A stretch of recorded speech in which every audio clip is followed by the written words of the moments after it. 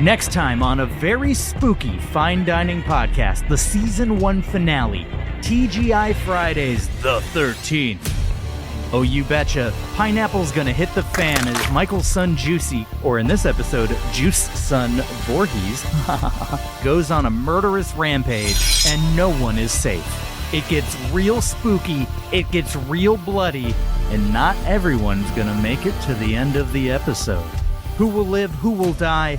Listen to Fine Dining, the search for the most mediocre restaurant in America, break down a trip to TGI Fridays based on the atmosphere, the service, and the food, and try not to be scared to death. Hear the thrilling finale of Fine Dining, Wednesday, October 25th, wherever you get your podcasts.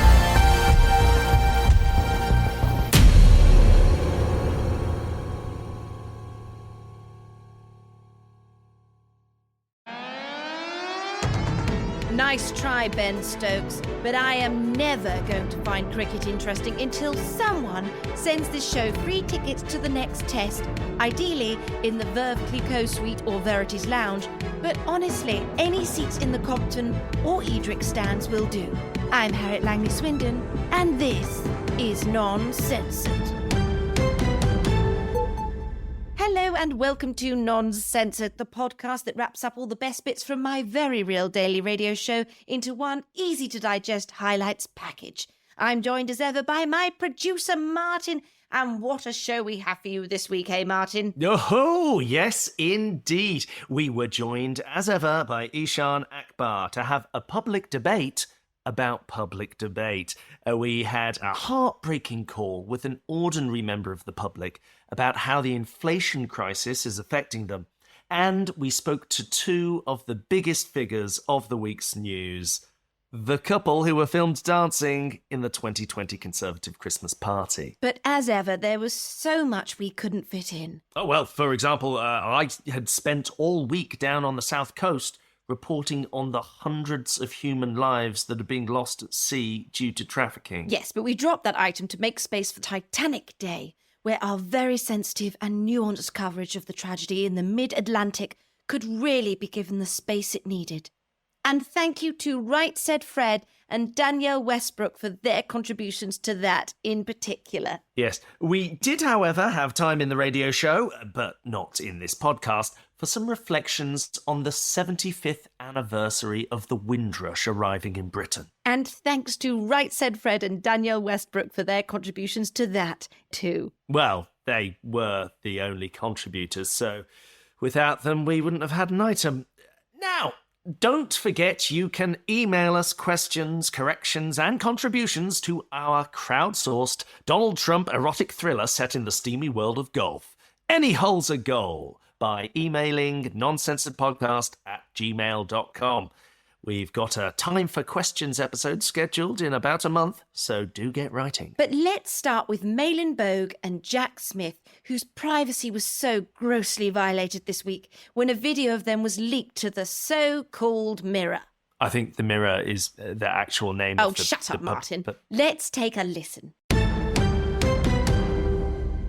Jack and Malin, thank you so much for coming on the show. Thank you so much for having us. Thanks for having us. Yeah. Now, I appreciate what you two have gone through. It's just awful being publicly shamed like that for just letting off steam for something that was so long ago. I've practically forgotten it happened. Well, yeah. I would have forgotten it had happened if it was quite an amazing night. So I'm not gonna forget about it anytime soon. But yeah, I don't want to say that we're the real victims, because obviously other people have suffered apparently with COVID and everything. But we have been publicly shamed, and it is incredibly difficult. It's really a terrible thing to come to light that we were having one of the best nights of my life. And we needed it. We needed a break. You were letting off steam. Yeah. We were letting off steam. We thought privately. And then Mm. some Judas has started filming. And obviously, if I'd known that we were being filmed, we'd have practiced our dancing more. I don't know if I would have done anything differently. I was living in the moment, and I'm happy that I did. And I'm glad that it's out there, in a way, because I think I thought that we were moving pretty well. I thought it was some pretty good dance moves. Listen, I'm sorry, I have to jump in here. Maylin, Jack, this is producer Martin here. I don't think your dancing was the problem here. A lot of people are very upset and angry at you because you were partying, and from the sounds of what you're saying, Jack, having one of the most fantastic nights of your lives, while some of us were stuck in sheds. So you're saying our dancing was good as well, is what I'm... I think this is it with the dancing. There's clearly a huge amount of jealousy. And, lots of people would love to be pictured dancing. Like Jack and Rose on the Titanic. Oh, do you know what it was like that? It was like a more sort of hazy version of it. It was. We were just, the elite were out, upstairs having stuffy old parties in their shed, and we were below deck. We were toughing it out. We were shoveling coal to keep the shit Obviously, going. nothing happened, but yeah, I also at the end of the night did throw my necklace off the roof of Parliament, just like in the Titanic. So I guess you can sort of draw similarities there. And let's just say, we skipped the bit where she gets painted like the French girl. Well, nothing happened really. I mean, obviously, I'm in a relationship, and I was in a relationship there, and it was a very sort of platonic dance, Jack. No one is denying, at a time when you're up against people like Matt Hancock and his flirtatious ways, you've come out on top. Well done. Yeah. But the problem is, people were dying. We had just gone into whatever they were calling it then, the new third level pandemic of severity in the coronavirus. Actually, I'm going to stop producer Martin there, because he does make a good point. Did you feel that coming after the Matt Hancock video, you were like, well, is ours as fun and frisky to watch, And I think actually it was a lot more playful and a lot less grabby and sort of pulley in. But yes, there was less hand on arse, I think, and more sort of very that bit we didn't pure get. twirling. Because I sometimes think that maybe the reason why Matt Hancock, there was so much disgust for it, was because it looked a bit seedy, whereas yours, it was just two people just having a laugh. We'd had a few mulled wines. It was just some colleagues who have worked incredibly hard. Yes. Just sort of letting loose. Yes. Yeah. But and also, like Hancock, he followed through with it when it came out that, that this has happened. And, he did the right thing, I think, by the narrative. And he made sure he fell in love. He fell in love. It's different with us because I am in a relationship, Jack. Yes. It's still different. Yes. What I want to say to you both, though, is do you think this judgment that's coming from people, it's a lack of understanding, isn't it? That you were both working so hard. Yeah. You were working so hard. No one else was working hard. No one else was doing anything. People was doing anything. Whatever that is. We were actually going to the office, having parties, doing a job. My grandmother was just sitting in her shed. Yeah. Well, exactly. Lazy. Well, I was in a shed. Sheds aren't the most comfortable places, especially when you're spending, full days out there and only coming into your own house to use the facilities. I mean, this isn't a shed-based problem exclusively. I think the issue here is that any public shaming that you feel that you are experiencing is well deserved. Well, we are experiencing it. By a lot of people. I'm fully experiencing it. And all these people, they were just making banana bread. And we had real pressure.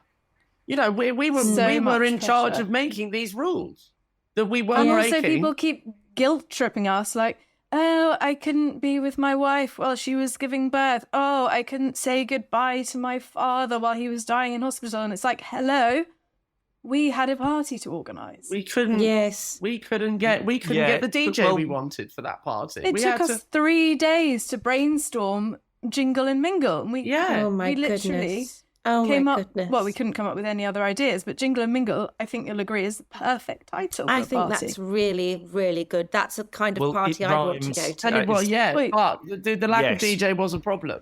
Michael Gove keeps on hogging the aux cable, and he, that wouldn't have been a problem if we'd been able to organise it properly. And we did make sacrifices. Like, I suggested we should have mistletoe, and that was poo-pooed because mistletoe equals kissing, and there was no kissing that happened at the party. Maybe we didn't need mistletoe. I don't know what you're talking about. Bit of improvisation. I mean, I'm reading the undertones here, and they're coming back pretty sexually charged. I mean, you only had to watch the video once. You almost bumped into the buffet. What's going on? This is not how people should be carrying on. Well, I'm actually while others are... Producer Martin, apologies for interrupting, but I am dyspraxic. Okay? And yes, I did bump into the table, and I just don't think people know what it's like to live with that condition. It wasn't the only thing we bumped into. Do you also have dyspraxia, Jack? I said, I did that night. If it leads to bumping. Oh, that's so romantic. Both bumping with dyspraxia together. Sorry, it wasn't romantic at all. It was just a case of two colleagues who'd had a couple of mulled wines and have recently been diagnosed with dyspraxia. This to me, it just... do you know what? It just feels like a romance plot. And even you, Malin, denying it. Harriet. It is. It's like watching some film, and you've been through this thing together where you had this lovely Titanic-filled night, and then people were judging you, and you're having to deal with the judgment. And Malin, you've got your non-boyfriend, but actually, the true love, I do have a boyfriend. He's there on the other Zoom. And yes, but I imagine your boyfriend was dressing up, pretending to be, probably grabbing a child, trying to get onto the lifeboat, wasn't he? Oh my goodness, that probably was happening. Like Billy Zane. You think I look like Billy Zane? No, I think... No, you're Leonardo DiCaprio. Okay, yeah. I've been told I look like Billy Zane with my hairline. Do you know, I feel if Billy Zane was on this call, he would really sympathise with what's going on with you two. I think what's happening. I think we are. I mean, I didn't want to say we're the real victims, but part of me does think that. Yes. Yeah. Do you know what I mean? Right. So this is the opposite of an apology. No, I said, I'm sorry. If we'd had more time, we would have rehearsed the dance, and had I had my time again, I wouldn't fall into the table. Oh. Yeah. Okay. So and sorry. I won't apologise for falling in love. And I'll say it. Malin, I love you. And I think you should leave your boyfriend. Jack. Well. I say it. Jack, that's the only thing I'm sorry about. That's the real travesty. The next party. Well, I mean, this is kind of like you're on the door, aren't you? You're floating on the door now. Are you gonna just let him? You're gonna push him off, or are you gonna?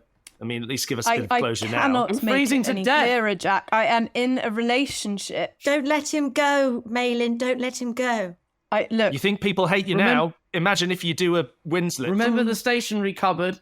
I don't know what you're talking about. Remember what we did with the Post-its? Yes. We refilled the stock. I don't know what you're talking about. That's what you want to call it. Refilled that had stock. Look, I'm in a very important job. I'm in a very significant relationship, and I am happy to shut this down, quite frankly. Well, listen, I hope you two lovebirds get it together. Thank you again for coming on the show. You've been absolutely brilliant. And I think even the hardest hearts would have melted today. Now, Labour's inflation crisis has been getting worse and worse recently. How is it Labour's inflation crisis? Can you name one thing they've done to stop it, Martin? Well, no. It's like the old saying, Martin. All it takes for a recession to thrive is for left-wing men to do nothing. I don't think that's how the saying goes. Oh, well, excuse me for paraphrasing. Anyway, we spoke to an ordinary member of the public to see how Keir Starmer has been destroying his dreams. Right, we have a caller through who's very concerned about interest rates. Hello, you're live on air. Hi, thank you. Thanks for having me. It's awful. It's awful news. Yes, and sorry, for the listeners at home, can you state your name? I'd rather not give my actual name. Let's go with Anthony. Anthony. You sure you want to go with Anthony? Is that the... Yes. Do you want to go something a bit more interesting if it's not real? Jean-Jacques. Jean-Jacques? Jean-Jacques. Oh, well, that's not... Okay, Are you Jean-Jacques. a fan of... Sounds a bit foreign. Been to France? I mean, No, I would never. Okay, fine. We'll stick with Jean-Jacques. That's okay. Now, tell us, what is it that worries you so much about this? Well, I'm worried for my livelihood. This interest hike is huge, and it's happened so many times over the past sort of 10 meetings at the bank, and Wow. I just don't I don't know how I'm going to be able to keep my houses. Oh my goodness. Sorry, Oh my goodness. houses, was that, did you say houses, plural? Yes, yeah. How many houses are we talking, Jean-Jacques? Well, 5. No, sorry, 6. 6. 6. Oh dear, that's a tragedy. And I take That's it a tragedy. are these real, like actual, not small pastry houses, Jean-Jacques, with your little pastry? No, that's just it's a pseudonym, isn't it? Yeah. Sorry, Jean-Jacques, I'm going to stop you there because I can see what Producer Martin's trying to do. And what I'd like to say to you, Producer Martin, is if we were talking about kids, you wouldn't say, oh, you've got 6 of them, therefore it doesn't matter. But he's only got 1 child, so that's all right then. Well, isn't exactly, it? and you end up loving, like you would love your youngest child, the 5th, 6th more. It's even more. I love my 6th house almost more than the first 5. Right, and can I ask, Jean-Jacques, do you live in all of these houses, or are you a landlord? It does seem like a lot of houses to just have for your own sole occupation. So, I let 4 of those out. Right, okay. I think, Jean-Jacques, this is where the cost of living crisis really hits home. Things like this, calls like this, where I go, there are people out there really suffering. I mean, what sort of sacrifices are you having to make? Well, I considered letting that 5th house out. I think we can. Right. We can afford to obviously have my main residence and the holiday home. But I had to think about letting that one out as well. But Oh, that's really hard. Also, because holiday homes, they're not usually where you need to be when you're doing work, is it? You want to keep it separate. Exactly. Thanks, Harriet. Oh, Right, I'm so sorry. So sorry, just to clarify, is the situation that you've got in over your head? You're a small, perhaps not small, but you're a businessman of sorts, and are you inundated with mortgages that you can no longer repay? Is that what's happened? Oh no, mine's a 10-year fix. Right. So the what appears to be your main fear here? Because presumably, if your mortgages are fixed, then that means at least your tenants will be, assured that they don't have to pay more rent. You can still actually hike the rent up, though, Jean-Jacques. You don't actually need to just. Well, obviously, I've hiked the rent. The market rents have gone up, so I have hiked those. In solidarity with other landlords. I don't want to undercut other landlords. I mean, that's scabbing, but isn't it? You're passing on a phantom increase to your tenants. Phantom increase is a bit of a strong phrase. No, exactly. That's what the market will bear. And as I say, I wouldn't want other landlords to be undercut by me. Yeah, that's really nice. And you landlords have got to stick together. It's one for all and all for one, isn't it? Exactly. All the houses for one. That's what I say. So, Jean-Jacques, quite a pertinent question, I know. How much a year do you earn? I guess it's about 1.5 million from the full. Right. That is a lot of money. That is a lot of money, Jean-Jacques. And you say that you're still feeling the pinch. Is that correct? Well, yeah. I mean, obviously you got to, top rate tax. Once you've taken that off, you're sort of down, 750,000. So that's half it just gone like that. A couple of holidays, 6 kids in school. Right, 6. This is what's so hard as well, because I think top earners in this country, they really do get persecuted by the tax system, and it's disgusting. It's really awful. It's still quite a lot of money, though, isn't it? Even after the tax there. But less, Martin, than you've earned, and I'm sure Jean-Jacques is a hard worker, and yet he's been persecuted. Well, exactly. It's a hard, it's a hard job that I have, and I don't think other people could do what I do. Owning things, owning. Well, exactly. Owning. They don't own them, do they? So they don't know the pain of owning things. Exactly. It's hard. I'm sort of sick of this government being blamed for this as well. Yes. If you think what it would have been like if Corbyn had got in. They worse inflation in the world. Jean-Jacques, I say this all the time. Thank God for Boris. Whatever criticisms you had of him, he saved us from Corbyn. Exactly. Right. And you know what? Corbyn would have got rid of all your houses and made you live in a mud hut. Because that's communism. I don't think that is one of the manifesto pledges that Corbyn came out with. But Jean-Jacques, I am interested because you did call in saying that you had been affected by the mortgage bomb, and I'm struggling to see how it has affected you. Well, the tenants' emails are just awful. Really, it's our rent's gone up by 40%. You're on a fixed rate, so you don't need to take this profit. I mean, it's just that's so mean. Yeah. I mean, come on. Yeah. And you just don't want that, do you? You don't want those sort of mean-spirited, rude emails. No, it's been awful for my mental health, really. Oh, right. Okay, so your mental health has taken a bit of a dive, has it? You've been down in the dumps. Just not nice. They're just not nice emails, sort of asking for me to sort of keep the rent increase to 8%. It's like, well, that's not what the market change has been. That's the thing with these tenants. They've got no understanding of the market rates and money or anything. Exactly. Yeah. Well, I think what this call has really proved is that no one is safe from the mortgage bomb. No one's safe. No.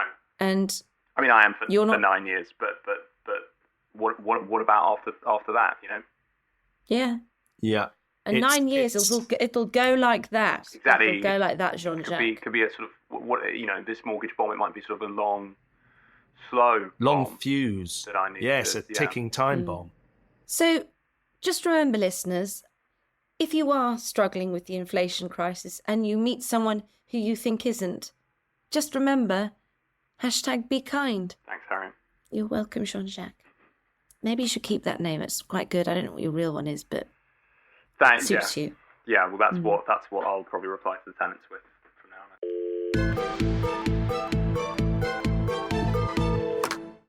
Finally, we were joined by Eshaan Akbar for his hot and spicy takeaway of the week, which this week was about manly men. Well, I saw it as more about the nature of public debate, but... Manly men.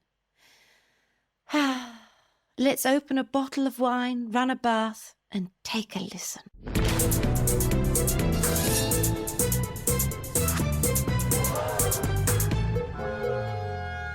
Eshaan, how are you? Absolutely wonderful, thank you. The sun is out, my tan is tanning, and I feel great.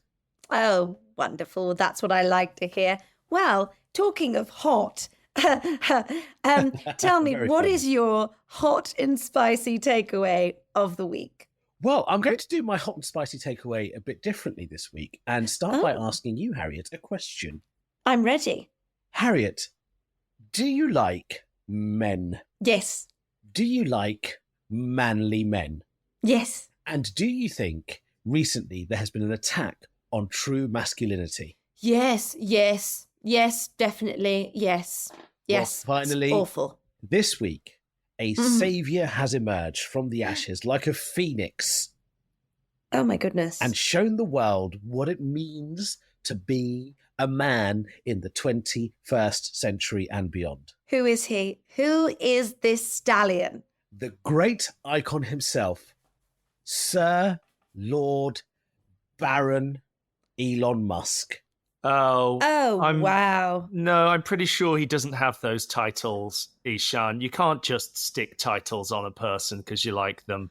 I think you can, actually. Yes, you can, very much. No, you can. If the king's sword hasn't touched his shoulders, then he can't be a knight. I mean, come on now, let's at least agree on that. I mean, I don't know whether the king's sword is a euphemism for anything, but in any case, he is my king. He is my lord. He is my baron and my duke, Elon Musk. And I'll tell you why. Sorry, Eshaan, I do actually want to say that saying he is king is blasphemy. So none of that on this podcast. I mean, I don't think it's technically blasphemy, but it's blasphemy. Right, okay. But he's my king. There is one king only, chosen by God. That is Prince Charles. Yes, Prince Charles. Okay, yes. I apologise. King Prince Charles, I think statement. Yeah. In any case, you might have seen earlier in the week, Elon Musk, being the man that he is, challenged this person, Dr. Peter Hotez, who claims to be an internationally renowned vaccine and tropical diseases specialist. And Elon Musk has said to him, hey, listen, you little vaccine-promoting so-and-so, why don't you get on the world's manliest podcast, the Joe Rogan podcast, and have a debate with the world's manliest man, Robert F. Kennedy. And you know the most manliest of men, they have middle initial? Yes. Like Robert F. Kennedy? Yes. J.K. Rowling? Yes. Mr. T? What's his middle initial? T. Or maybe it's the dot. Boris D.P. Johnson? Yes. What does the DP stand for there? Dupefeffel. Oh, yes, of course. Sorry. Yeah. Everyone knows that, Martin. Okay. Yes, Eshaan, you're driving to a point, and to be honest, I don't like where it's going, but I am willing to hear it out. And that's very commendable of you, because Peter Hotez here said, no, I don't want to hear this out. I don't want to have this debate with you, because he called it a Jerry Springer-style debacle. Now, frankly, if you're an expert in something, you should not be afraid to stand up to Elon Musk, to Joe Rogan or Robert F. Kennedy and have this debate. Just get on the podcast.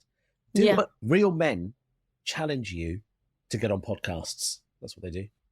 So real men either use their fists like real men, or they go on podcasts like real men. Well, Elon Musk has done the other. Later in the week, he said, fine, if you don't want to have an intellectual debate, Mark Zuckerberg, old Zucky boy, why don't you and I have a little fisticuffs?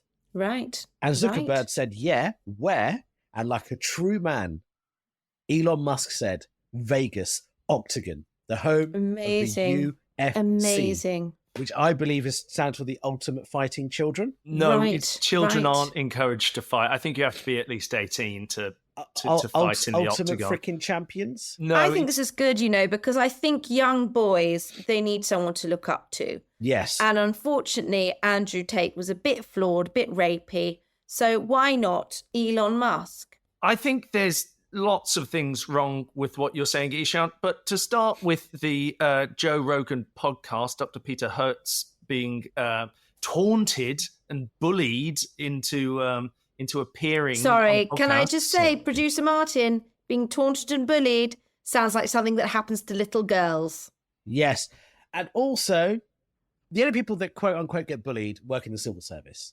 Right? They just don't have the strength of character. Yeah, all the bully victims are in the civil service. Well, I'd take it a step further and say it's not just bullying, it's a form of blackmail. Elon Musk suggested that there'd be $50,000 that he'd contribute to a charity if he were to take the stand and debate a well-known conspiracy theorist. Is that blackmail or is it motivation? Also, can I just say, as your diversity correspondent, I don't think you can say blackmail anymore.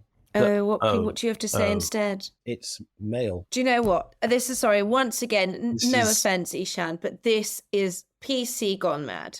It's PC. You can't even say blackmail anymore. You have to say male. No, and then people think you're talking about the Royal Mail. But no black males are involved in this debate. It's all white males. So why isn't it white male? Okay, well, it's a That's an interesting question. Leveraging his own monetary backing in order to intimidate a well-known and respected doctor who, by the way, has given away millions of vaccines to try and help save the poor around the world. Look, I don't know he's him, being discredited. And I don't respect him. And if something is worth something, you don't give it away for free.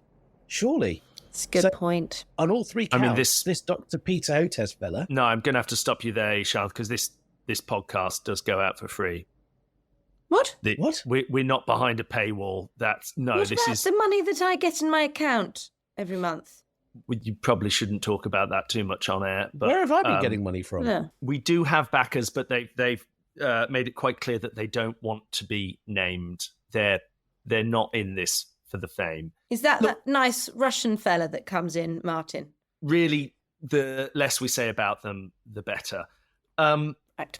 The point is that, Elon Musk is abusing his position and potentially, and I think intentionally, discrediting not just one vaccine. If you believe in something, you should be willing to put money behind it. That's the thing. Elon Musk knows his position. He backs Joe Rogan, so he'll put £50,000 towards the cause. I don't see anything wrong with that. And if that doesn't work, I'll fight you in the ring.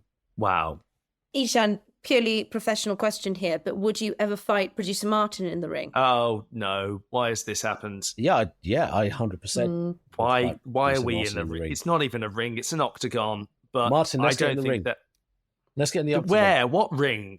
There isn't a ring. We'll get Producer some mud. What is he Martin, going to this do? could be your chance to be a real man. Can we get some mud or some oil? Listen, I'm already a real man. I have a house and a shed and a dog. I've got a family.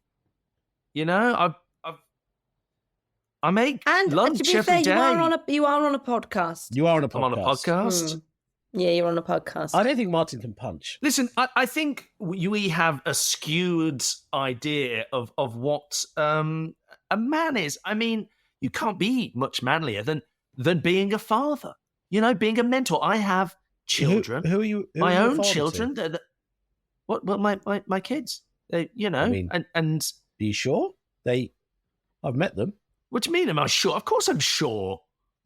Unless... No, Eshaan, they're just a bit hairy. Well, unless they were born in the hot climes, I don't see why they'd be so much more tan than the... They are olive skin, yes. Well, it runs I'm quite pale, but my grandfather, my great-grandfather was very olive-skinned. What was his name? Producer G. Martin? He wasn't a producer. But his name it's wonderful. was Is that Martin. true? Martin producers runs in your blood. Are you all called Producer Many Martin? producers. No, that would be absurd. We're not all called Producer Martin. Producer Grandfather Martin. Why are we back on my family? This seems like a massive Grand Producer detour. Martin. Okay. All right. Fighting isn't cool. And throwing money at people, turning something as important as the vaccine, But can I just say, Producer Martin, you say it's not cool, but it is when they're rich. Yes. Also, Martin displayed a bit of masculinity there. He was getting a bit angry. Martin, I think you and I should get in the ring. Would you want to punch me in the face, Martin? No, Would you want I to don't. punch the only person of colour on this podcast in the face? Well, that's certainly not the reason that I'd want to. Maybe you could use something you're more comfortable with, like little sticks. Scrabble. Little Martin, sticks. do you want to hit me with a stick? I don't want to hit anyone. I mean, I think that this is really the most manly thing you can do, which is enter into a debate of ideas, but only when it's in good faith. Only when it's in good faith. Hote should get on the podcast. And you're not just going to make up things in order to discredit the other person.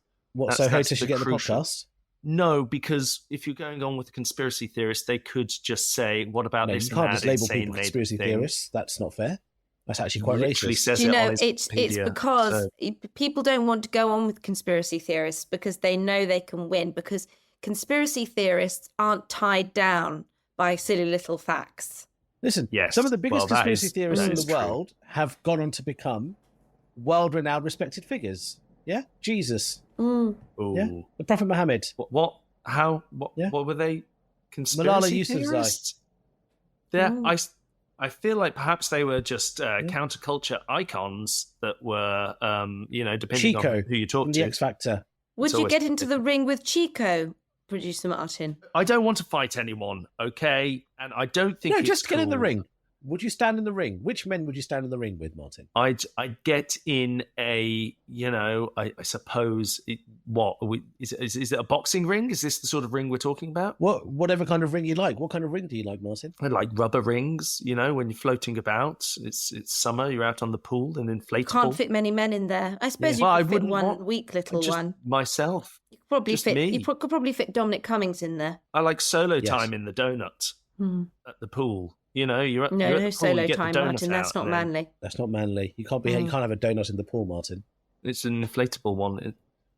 unless you're eating one. Well, now listen, I'm going to stop it there because I think what's been demonstrated here is what manliness is. And Yes. Eshaan, I thank you. And I think producer Martin would thank you too if he was manly enough. Right. Okay. Thank me, Martin. Thanks. Yeah. No, thank you very much, Eshaan. Thank you. Thanks. You're very welcome. I'm a man, and so are you. No, we're like one family, aren't we? You're not a man, Harriet. You're very womanly. Thank you. Well, that's it for this week. Like, subscribe, tell your friends, follow the Out of Context Non-Censored Twitter account, and keep those questions and erotic thriller contributions coming to noncensoredpodcast@gmail.com. With thanks to Rosie Holt, Brendan Murphy, Eshaan Akbar, Annie McGrath, Jack Barry, Alex Keeley, and Ed Morrish. I'm Harriet Langley-Swindon, and we'll be back next week with more Non-Censored.